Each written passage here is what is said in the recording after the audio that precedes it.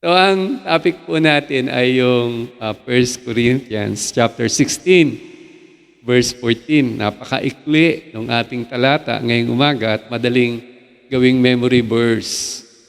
Pero bukod dun sa maging memory verse, nawa ang maging hamon natin ngayong umaga, talagang may pang-araw-araw tayong ginagawa.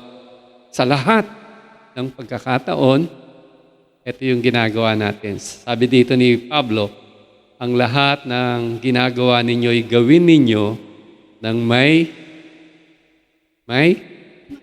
pagmamahal. Yun yung topic natin. Lahat ng ginagawa natin, sabi ng salita ng Diyos, ay dapat ginagawa natin ng may pagmamahal o pag-ibig. Tayo ay manalangin. Dakilang Diyos, ang aming puso ay nagpapasalamat sapagkat Ikaw ang Diyos ng pag-ibig at kayo na umibig sa amin ang magturo sa amin kung paano kami mamumuhay sa mundong ibabaw, taglayang iyong pag-ibig gamit sa lahat ng pagkakataon, anumang ginagawa namin, magagawa po namin to na may pagmamahal. Sa tulong mo, sa biyaya mo, ito po ang panalangin namin sa pangalan ni Jesus. Amen. Napakaikli nung talata at ito'y sinulat ni Pablo sa mga taga-Korinto. Ang Korinto ay isang simbahang na itatag mismo ni Pablo. Katunayan, si Pablo ay nagturo na natili sa Korinto ng 1 taon at 6 na buwan. Matagal na natili si Pablo sa Korinto, kaya kilalang-kilala niya yung mga tao doon at alam na alam niya kung ano yung mga pinagdadaanan nilang issues. Kung susuriin niyo po, na mahal ni Pablo itong mga taga-Korinto. Katunayan, kung bibilangin mo ang talata o yung chapter ng Biblia na sinulat ni Pablo, sa New Testament, ang pinakamahabang kabanata na isulat ay naisulat sa Korinto. 2 aklat kasi ito eh. Hindi lang isa, kundi 2. Yung unang aklat may 16 chapters. Yung pangalawang aklat may 13 chapters. Kung idagdag mo itong 2 ito, nasa 29 chapters ang sinulat ni Pablo sa mga taga-Korinto. Ang Matthew, 28 chapters lang. Ang Acts, ganun din. Ang Luke, 24. Ang John, 21. Pero kung susuriin mo sa New Testament writings, itong sulat ni Pablo ang pinakamahabang sulat sa buong bagong tipan. Kasi bukod sa Efeso nagstay si Pablo doon mga 2 taon. Sumulat din siya doon sa taga-Efeso. At sa Korinto, 1.5 years. At dito, makikita natin dun sa sulat niya, alam niya lahat yung mga issues, mga problema. Para bang tayo, ngayon alam natin may sakit si Sister Karen, may sore eyes. Diba? Kasi kasama nating namumuhay. Diba? Kung si Karen nakikita lang natin sa labas, hindi natin dama yun. Si Pablo dahil nakapanatili sa kanila, at nakasama ni Pablo sila sa mahabang panahon, naging mas personal ang kanyang ugnayan. Kaya yung pagka sinasabi ni Pablo ito, may katiyakan, may kasiguraduhan. At yung sinabi niya, yung talatang ito, yung panghuli na to chapter 16, pangwakas na to Ito'y parang paggiya niya, pagtulong niya sa mga taga-Korinto para mabuhay na mas maayos, mas maginhawa. At ang talatang binasa natin, kung susuriin, hindi ito opsyon, hindi ito panukala, kung hindi ito ay isang utos. Ito ang nararapat niyong gawin, na sa lahat ng inyong ginagawa, gawin niyo ng may pagmamahal. Maraming issues dun sa Korinto, meron silang pagkati-hati, di ba? Meron silang division. May iba nagsasabi, ako kay Apollo, ako kay Pablo, ako kay kung sino pa man. May ganun silang problema. May problema din sila sa immoralidad. No? Alam ni Pablo at may mga sinulatan pa si Pablo, mga tao, particular, tungkol sa problemang ito. May problema sila, yung magkakapatid dun sa Corinto, nagdemandahan pa. Dahil nalugi, unfair yung iba. May problema sila sa paggamit ng spiritual gifts. No? Nagyayabangan, papagalingan, na mamataasan. Pero ganun pa man, maraming strength o may magagandang bagay na nangyari dito sa Corinto. Diba? Sila ay masipag sa gawain ng Panginoon. At kung papansinin nyo, yung binasa kanina sa offertory, sulat ni Pablo sa mga taga-Corinto, malabas dito na sila ay palabigay, palatulong sa kapwa. At ang kailangan nila, sa dakong huli, pagkatapos silang sulatan ni Pablo, may isang pangangailangan sila na kailangan matutunan, maintindihan ng bawat isa. At eto nga yun, yung sinabi niya sa unang Korinto 16 verse 14, ang lahat ng ginagawa ninyo'y gawin ninyo ng may pagmamahal. Mga kapatid, hindi lang para sa mga taga-Korinto to. Para sa atin din to. Yan ang sinasabi sa atin ng salita ng Diyos. Ano ba ang ginagawa mo ngayon? Ano ba ang pinagkakabisihan mo ngayon? Gawin mo yan ng may pagmamahal. Yan ang solusyon sa marami sa ating buhay para matanggal yung stress. May mga iba sa atin, stress, di ba? Hirap sa trabaho. Ginagawa. Kasi pagka pinag-usapan natin yung trabaho, parang kakambal niyan, stress. Tanong ko nga, sino bang nagtatrabaho na hindi na stress? Lahat may stress ka. Pero, mga kapatid, napakahalaga nung tinuturo sa atin ni Pablo. Kung mapapakinggan natin, unawain natin na ito yung maring susi para yung sinasabi ng Lord na may kapayapaan ka. Buhay mo, may kagalakan ka. Makapangyari 24/7. Nalinis mo nga yung buong bahay, di ba? Ang linis. Lahat ng pumasok na bisita, mapapawaw. Ang ganda ng bahay mo. Ang linis ng bahay mo. Pero habang nililinis mo naman, galit na galit ka sa mga kasama mo. Talagang umukulo yung dugo mo, lalo na sa asawa mo. Nakita mo, nakahiga-higa lang. Pagod na pagod. Diba? Yaku-yakoy lang sa hirap na hirap. Etc. Yung ganun ba? Mga simpleng mga bagay na kung pabalikan natin, teka muna, bakit ginawa ko pa to? Kung galit naman ang nangyari. Tapos mo yung trabaho, pinuri ka ng mga kapitbahay. Ang linis ng garden nyo. Pero sa loob ng bahay, ang init ng ulo mo, lahat nagtatago. Baka mahataw. Upang mapagsalitaan ng kung ano. Diba? Kaya, hindi, maliit lang, maiksi lang yung talata na pag-aaralan natin, titignan natin. Pero napaka-inam, maunawaan, napaka-inam, matutunan, at napaka-inam kung ito yung naging pamantayan natin sa pang-araw-araw natin.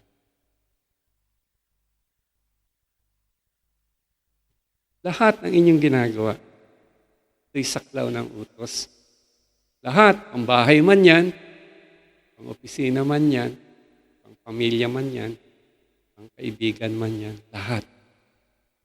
Lahat ng salita, lahat ng kilos, lahat ng desisyon, lahat ng paglilingkod. Walang kawala, lahat. Todo-todo. Lahat. Sumasaklaw sa personal, sa pampamilya, pang-iglesia, pangbayan, lahat ng inyong ginagawa. Pumasok ka man sa opisina, sumakay ka man sa jeep, mag-grab ka man, mag-angkas ka man, motorsiklo ka man, lahat ng ginagawa natin. Dapat ang pamantayan natin, gagawin natin to na may pagmamahal.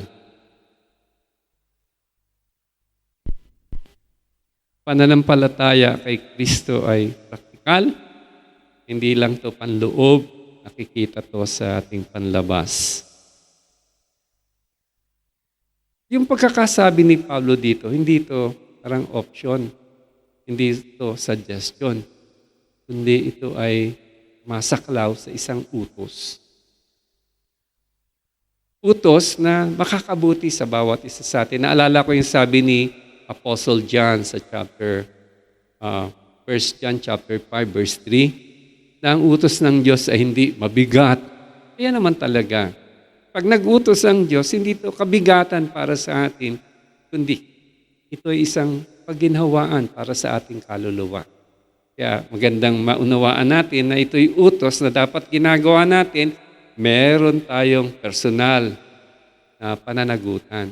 Bawat isa sa atin na mananampalataya, bawat isa sa atin na nakasumpong ng pagmamahal ng Diyos, inaasahan ng Diyos na itong pagmamahal na meron tayo sa ating puso ay ipapasa natin sa ibang tao. Sa pamamagitan ng ating mga gawain sa lahat ng bagay. Amen po ba doon?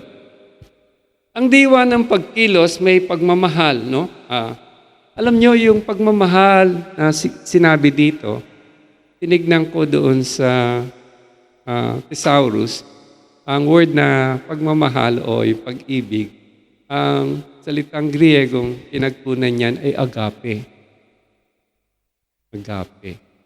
Na ang ibig sabihin ay selfless, unconditional, seeking the welfare of others other than self. Kasi kalamitan ng pagmamahal ngayon, makita mo sa mundo na ginagalawan natin, ang focus ay self. Puro self. Kasi may iba nga, miski sa church, nagsasabi, love yourself. May kanta nga, the greatest love of all. Knowing to love yourself is the greatest love of all. Sabi ng kanta eh. Maling-mali. Hindi yan ang tinuturo ng salita ng Diyos. At maaaring sa salita ng mundo, love between friends, love between person. Pero ang sinasabi dito, yung God's love. Yung pagmamahal ng Diyos. Yung pagmamahal na tinutukoy ni Pablo na gagawin natin sa lahat ng sandali ng ating buhay, ito ay God's love. Hindi ito makasarili. Hindi ito nakabase sa kondisyon. Sige, magtatrabaho ko, linisin ko yung bahay pag ang asawa ko matino na. Yung ganun ba? Hindi ito, walang kondisyon to. Walang pagtatangi ito. Ito'y ang sinisik nito, yung kabubuti sa kapwa, sa iba. Halimbawa dito yung John 3:16, memorize to ni Ate Imelda. Pag nagtuturo to, ito yung unang tinuturo ni Sister Imelda eh. Sabi ganun, for God so loved the world. Anong resulta?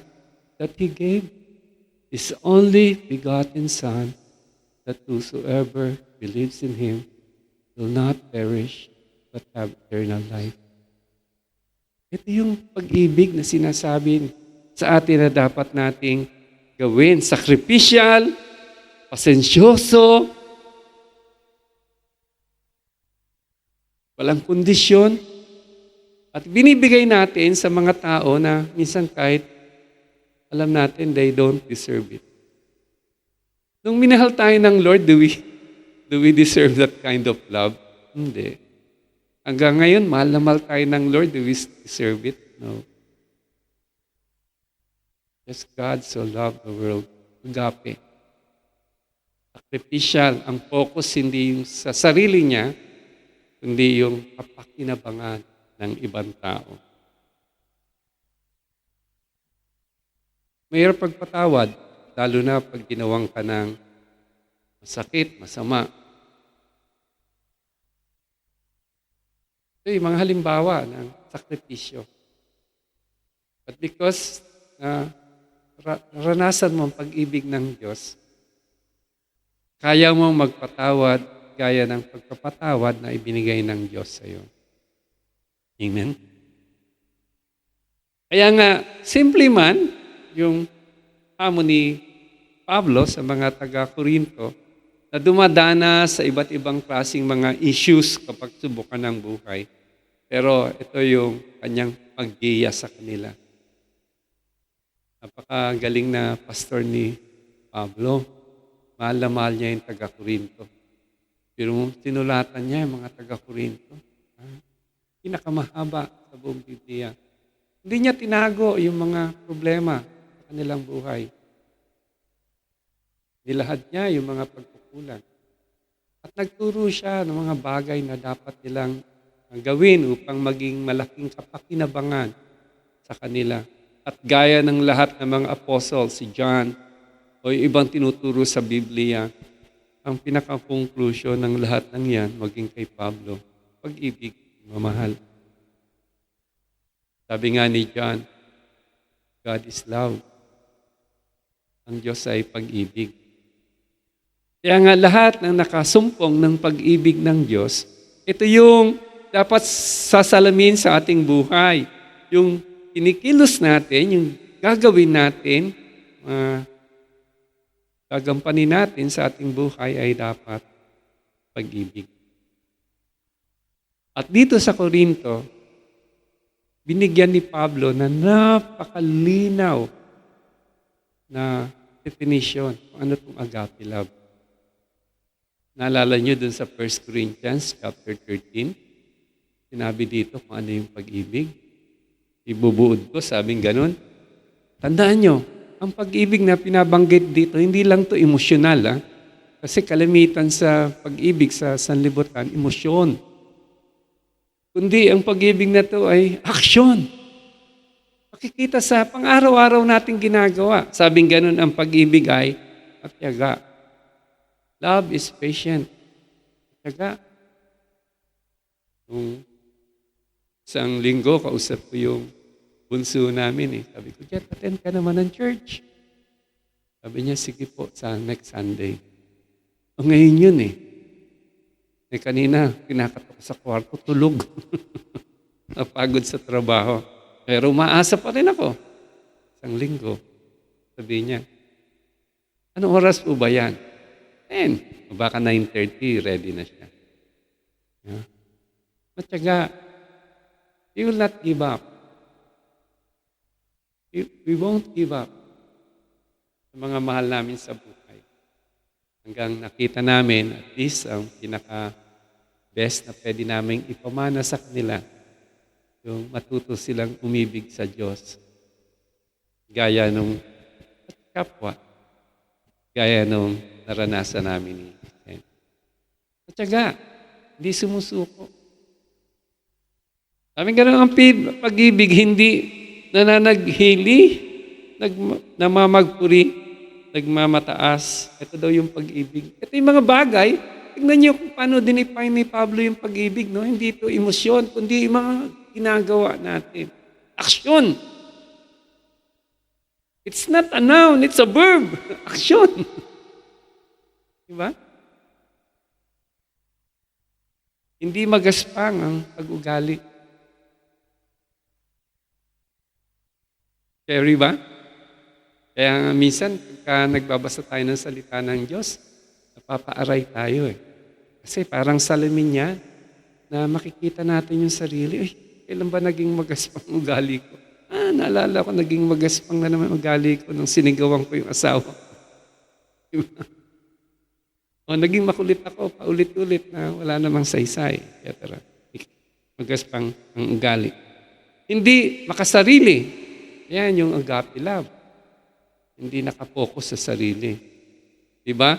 Hindi kagaya sa mundo, kaibigan kita pagka okay tayo. Pagka goods tayo. Ayun, pag hindi na tayo goods, block ka na. Cancel ka na sa akin sa Facebook, naka-block ka na. O kung mag-asawa, hiwalay na tayo. Hindi nakapokus sa sarili. Hindi magagalitin o pagtanim sa kapwa. Anong tinatanim? Sama ng loob.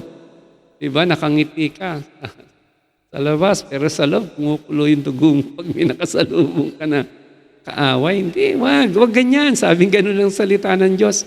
Sa lahat ng ating ginagawa, maging sa pag-iisip natin, kailangan may pag talagang masamang tao yun, ipag-pray mo na lang, Lord, sana baguhin mo po. Di ba?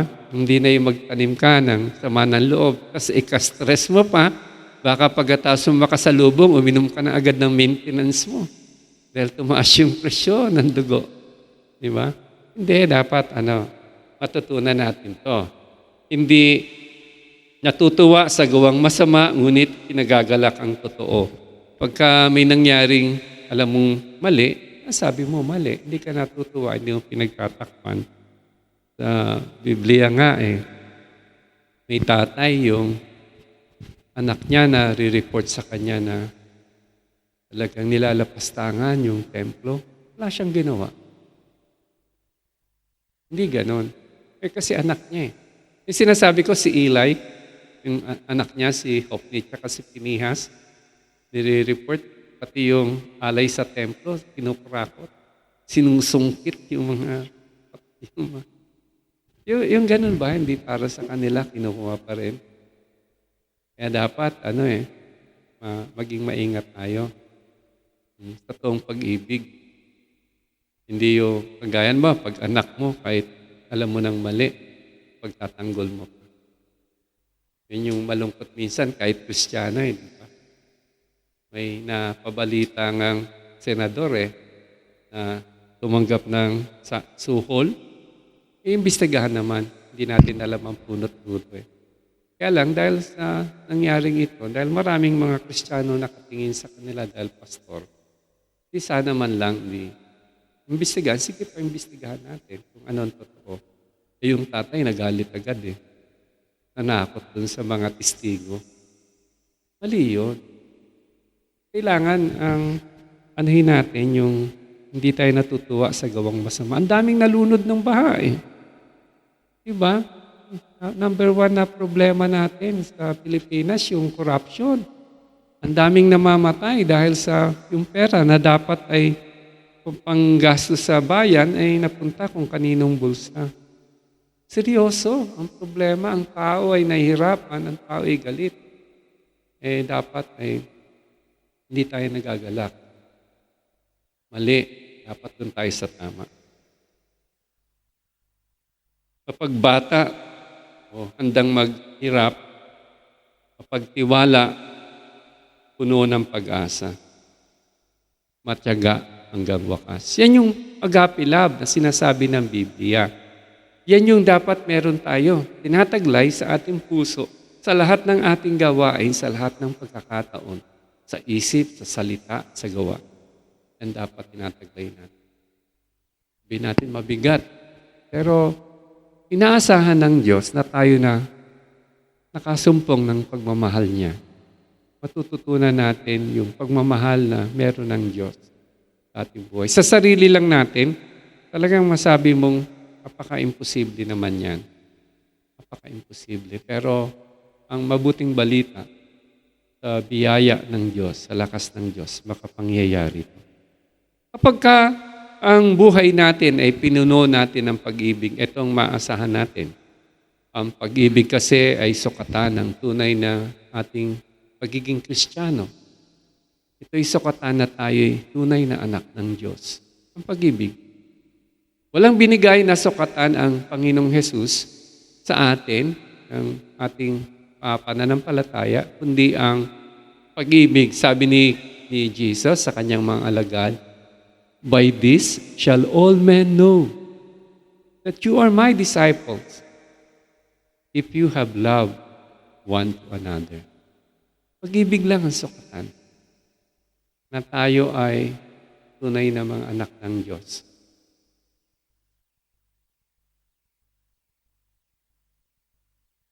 Maaring maging aktibo tayo sa gawain ng simbahan. Maaring lahat ng verse, alam natin, memorize natin ang Revelation. Maaring yung hiwaga ay alam natin. Pero kung walang pag-ibig, baksak tayo sa sukatan ng Panginoong Yesus. Yan lang ang tanging sukatan para makilala tayo ng sanlibutan na tayo ay mga Kristiyano. Yan yung halimbawang ibinigay ni Kristo sa bawat isa sa atin. Alam niyo, yan yung una. Makikilala tayo na mga Kristiyano tayo kapag may pag-ibig tayo. Pangalawa, yung lahat ng ginagawa natin sa sanlibutan, walang kabuluhan ito kung walang pag-ibig. Yan sabi din ni Pablo sa mga taga-Corintos, chapter 13. Halimbawa, sabi niya, ikaw man ay maghwika ng lahat ng wika ng tao, maging anghel. Kung wala kang pag-ibig, walang kwenta. Para kang patingaw na umaalingaw-ngaw o pompyang na tumataginting. Yun ang tsura mo lang. Malakas ka lang pero walang dating sa Panginoon. Kung ang ginagawa mo walang pag-ibig, baliwala. Kung ikaw ay kaya mong maghayag, ako, si Brother Ray, nagpipreach ng salita ng Diyos, o si Pastor Norman na nakakaalam ng hiwaga ng Diyos, alam na alam mo yan, pero wala kang pag-ibig, baliwala ka. Walang saysay ang ginagawa mo. Kung meron ka man na pananampalataya, sobrang laki ng pananampalataya mo na kaya mong ilipat ang bundok, wala ka namang pag-ibig, baliwala yan. Kung ikaw kaya mong ipamigay lahat ng iyong pag-aari, maging sunugin ang iyong katawang lupa, wala ka namang pag-ibig, baliwala. Mga extreme na halimbawa na yan. Ginawa mo na yung pwedeng pinakasakripisyong gagawin sa sanlibutan, pero kung wala kang pag-ibig, baliwala. Sabi ko nga kanina, ang linis-linis nga ng bahay mo. Sama naman ang loob mo na naglinis, pagod na pagod ka. Gigil ka dun sa mga taong natutulog lang. Yung parang, ang sama-sama ng loob mo, parang napupuyos ka sa galit na takihin ka na sa puso. Patutulog ka na, hindi ka dalawin ng antok kasi naisip mo, pagod ka. Yung ganun ba? Alam niyo, natutunan ko isang bagay, iski gawaing bahay, hindi naman sa pagpopromote sa sarili. Pero ako kasi nung maliit ako, nung lumaki ako, hindi ko pinangarap na magiging schedule ko every week maglaba. Hindi ko pinangarap. Hindi ko nga inisip mangyayari sa akin yan. Pero ngayon, naglalaba ako every week. Pero pagmamalaki ko sa inyo, mga kapatid, minsan, hindi ako napagod. Minsan, hindi ako nagreklamo. Pagod ako. Wala, kasi naintindihan ko ang bagay na to, paglalabaw man. Kasama ko ang Lord dito. Gusto kong papurihan ng Lord. Kaya pag nagsasampay ako, ingat ako, baka dumating si Brother Levy bigla. Kita mo nagsasampay, pahiya pa ako. Ang gano'n. Pero hindi May technique na ako binigay sa akin ng Lord. Ang bilis ko magsampay. Talagang, sabi ko, pagmamalaki ko, ang dami kong natutunan. Yung mga pagkakamali na maliliit noon na natutunan ko ngayon, dapat pala inspeksyonin ko muna yung mga pantalon. Kasi baka mamaya kumain to sa resto, nag-ipit ng tissue. Pag nilagay mo sa washing machine, disaster. Kasi tissue sumabog dun sa washing machine. Ang hirap pag maliliit na napatagalan trabaho. Ngayon, alam ko na yun. Oops, bago ko ilagay ito, inspeksyonin ko muna sila.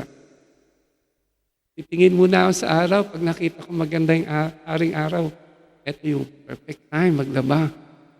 Hindi ako mabibitin. Hindi mangangamoy yung labada ko. Hindi, pero alam mo, yung mga malilit na bagay, actually, yan yung testing natin Magluto ka sa bahay, hindi ba, ang daming, mas madaling magluto, pero yung liligpit mo na, okay lang hugasan mo yung plato, wag lang yung kaldero. Di ba? Di ba? Ang hirap ng mga ganun Minsan, nung nagkasakit si Sen, almost 1 year and a half, sinadalan ko ng breakfast, lunch, and dinner sa bahay yan. Ayokong pagtrabahuin siya. Kasi sabi ng doktor, kailangan niya magpahinga. Pinagpahinga ko siya. Ako nagtrabaho dun sa bahay. Pero minsan, di ako nagreklamo kay Sen. Pagod na ako. Imposible, pero naging posible.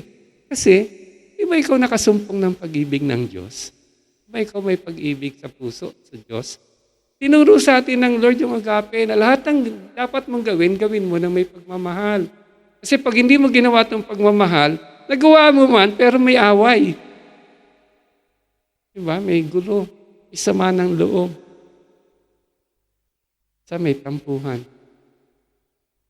Natapos mo man pero pagkatas nito, 1 linggong hindi kayo nag-usap ng asawa mo. 1 linggo ka nabibigatan.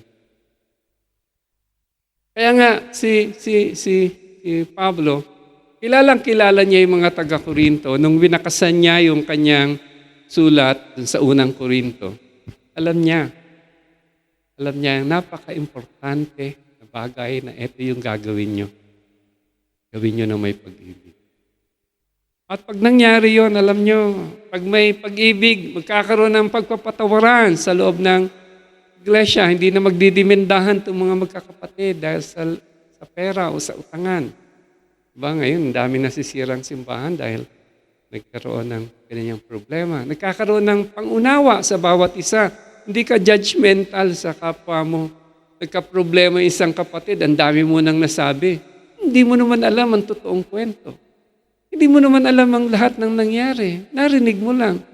Pero walang pag-uunawaan eh. Ang dami mo nang masasakit, sinabi. Buti hindi mo pinacebook. Pag may pag-ibig, may pagtutulungan. Hindi pagsisiraan. At ang pag-ibig ang siyang kataguyod sa iglesia. Ang pag-ibig ang siyang pundasyon ng simbahan para ito'y tumatag para ang marami ay maniwala.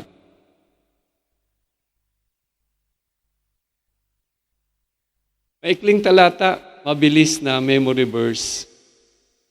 Pero napaka-gandang sariwain at napaka-laking kapakinabangan kung sa biyaya ng Diyos, sa tulong ng Diyos sa atin, magawa natin ito araw-araw. Siguro tayo magiging apostle of love. Hindi na si John. Nakita sa atin yung pag-ibig ng Diyos. Lahat ng ating ginagawa. Pag tayong kagaya ng isang kwento na yung manugang, inimbitahan ng nanay niya, yung mother-in-law niya sa church. Napunta tayo sa church. Eh dahil nahiya yung mother-in-law, pumunta nga sa church kasama ng manugang. Abay, natapos na yung first service. Sabi ng manugang dun sa kanyang nanay, mother-in-law, Nay, attend pa tayo ng second service. Ha? Buhay nanay. Salamat at tumilala sa Panginoon tong manugang ko. Tapos yung second service, uwian na, sabi nung manugang, Nay, may third service pa. Attend pa rin tayo. I-attend sila. At tapos yung third service, sabing gano'n nung nanay dun sa manugang, uwi na tayo, anak. Hindi, Nay, dito na lang tayo, simbahan. Saka na ngayon, nanay, anak, bakit naman? Sabi nung anak, ng son-in-law dun sa kanyang mother-in-law, na-discover ko po, na dito pala sa simbahan, Nay, ang bait-bait mo. Dapat consistent tayo. Diba? Kung hindi lang sa loob ng simbahan, hindi. Sa loob ng bahay, sa loob ng opisina, sa loob ng Mayfield, sa loob ng Village East, makita sa atin yung pagmamahal. Yan yung hindi suggestion ni Pablo sa atin. Yan yung utos ni Pablo sa atin. At yung utos na yan ang iginhawa, magpapala sa ating mga buhay. Amen ba kayo doon, mga kapatid? Ayan, nagbubulungan sila mukhang gustong-gusto nila. Mukhang gusto nila, dito na lang tayo simbahan. Hindi, joke lang ha. Alam nyo, may natutunan akong kanta nung mga bata pa kami, binata pa actually ako, na yung mensahe ngayong umaga, parang ito yung gustong iparating ni Pablo sa atin. Tumanggap ka, Mami, at Imelda, Sister Imelda, ng pag-ibig ng Diyos. Ganon din ikaw, Sister B. Ganon din ikaw, Sir. Ipamuhay mo. Sabi nung kanta, it only takes a spark to get the fire going. Nakingialam. Nasa Jess, sabi nung kanta, it only takes a spark to get the fire going. And soon all those around can warm up in its glowing. That's how it is with God's love. Once you experience it, you spread His love to everyone you want to pass it on. Mga kapatid, may pag-ibig tayo ng Diyos sa puso natin. Ipamuhay natin.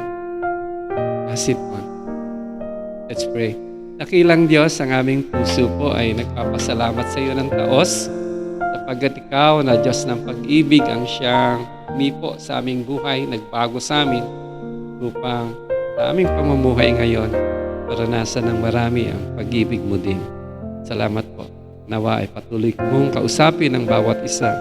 Iiyaan mo kami ng lakas upang makapamuhay kami ng pag-ibig. Salamat po sa pangalan ni Jesus. Amen.